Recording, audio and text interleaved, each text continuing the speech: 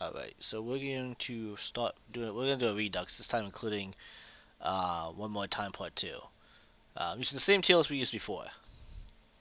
So, and again, when it comes to SDs, okay. Unknown Prodigy.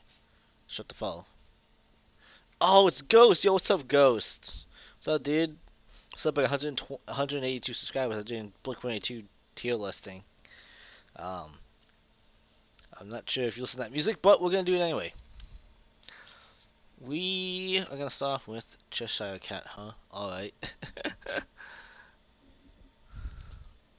Alright, cool. Don't worry, Ghost. We'll play some games after this, though.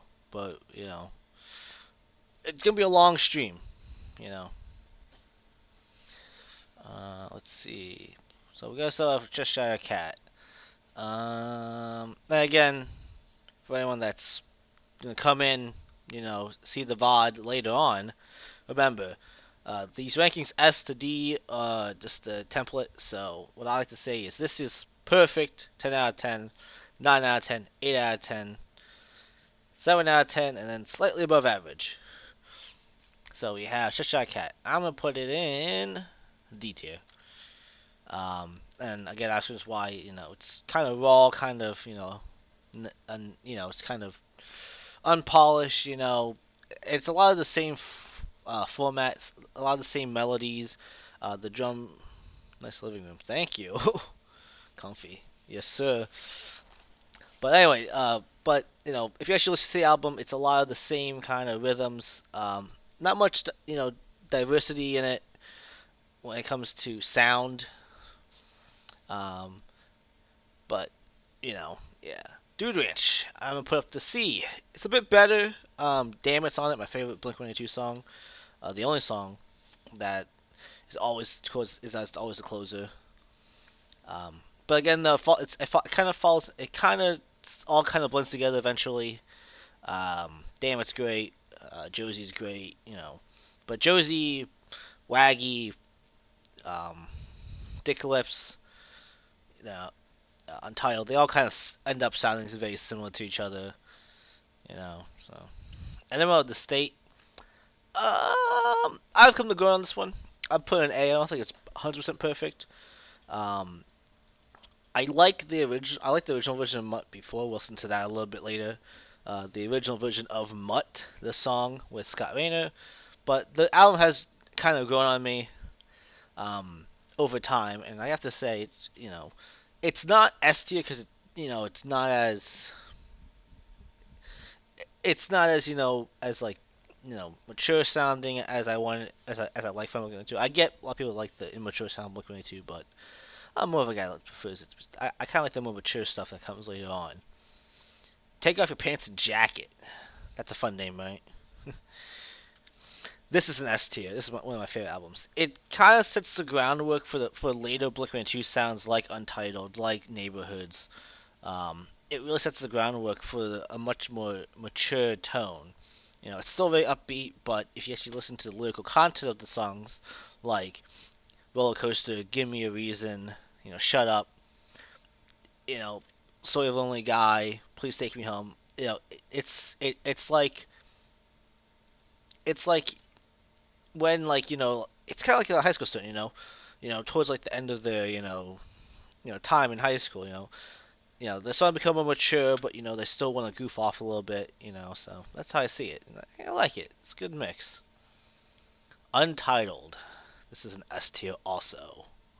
Why these ranks? Because this is how I see the albums themselves and how I like the albums, Again, this is my own personal opinion of, the albums itself, Um, these rankings reflect how I look at the albums. Many people are gonna have different opinions on these albums.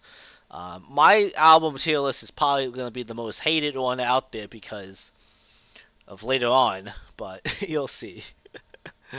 Oh god, this is not gonna go well. Oh, I probably should have a few drinks before recording this, doing the stream. But you know what? We're doing good. Alrighty. Alrighty. Untitled though. Untitled is probably one of the best Blink-182 albums. I would say it's tied for like I would say it's tied for first place with a couple with a few albums actually up here. Um, but again, it's more mature sounding. It's a very darker tone, probably the darkest tone they've ever gone actually, Blink-182, and it's just raw. Like it's raw darkness. It's really good. Stockholm Syndrome is a blast. Um, and the screaming Tom does on the album is amazing. Um, Go is a really Mark Hoppus led song, which is great. I love it. I can really relate to it. Um, Violence is a great song. Lost Without You has the best ending of any song, and I will admit that. Travis Barker absolutely kills it on the drums in that regard. It's so good. Feeling This is a great opening song. Out of all the songs on the album, I think that one and All This are still probably the weakest songs. All This, I like Robert Smith with The Cure. I have a Cure shirt. I love Letter to Elise, Exploding Boys, Boys Don't Cry, Love Song. I love those songs. Friday, This Is Love. Love. I love The Cure. But I don't think the song itself really, kind of utilizes Robert Smith very well. Um, it's a great song, but it just doesn't utilize. I don't think it utilizes his vocals very much. The talent. Um, and the feeling this is it feels compared to the rest of the album. Feeling this feels kind of generic compared to the rest of the songs. Um, but yeah, so that's Untitled in my opinion. Neighborhoods. This is another tie for first. This is the song. This is one of the albums I would say is tied for first. Um, between all the Blink-182 albums.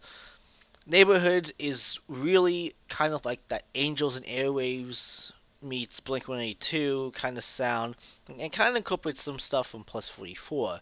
I know a lot of people like to say Neighborhoods, is more Plus 44, but I do think I do think it's like California's one is more plus way for influence, but really I think Neighborhoods has both angel influence, and it combines to create this kind of amazing kind of like mature sounding kind of feeling of of having to grow up. It's a natural progression.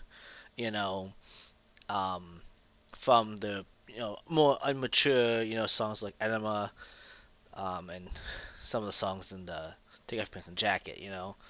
And then it still has these mature tones, like what's this one song I'm trying to think of? Shoot, it has a really great drum line too in it. Um, and it's actually about Mark Hoppus, ending up being affected by taking LSD. Someone slipped him LSD. Someone spiked his drink.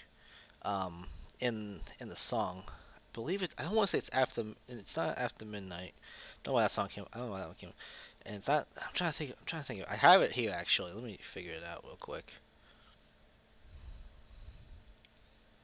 It would be.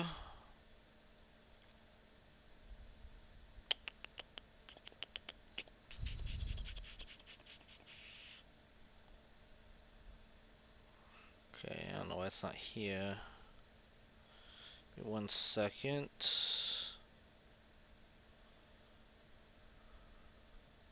Oh, Fighting in Gravity. That's it.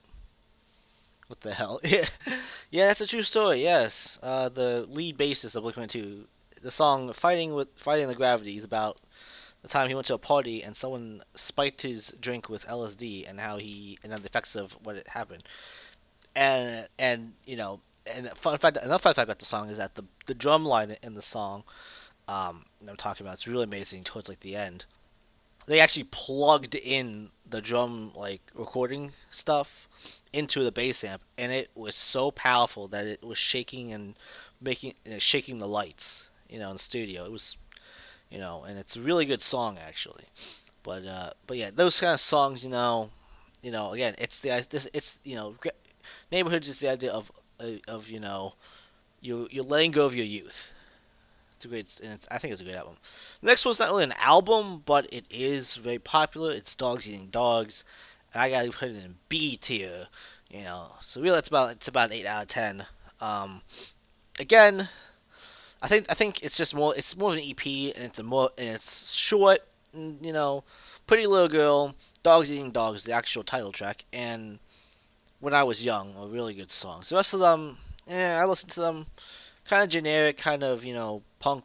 I might have to go back and re-listen to them. Maybe I'll have a new appreciation for them, being older from when I last listened to them.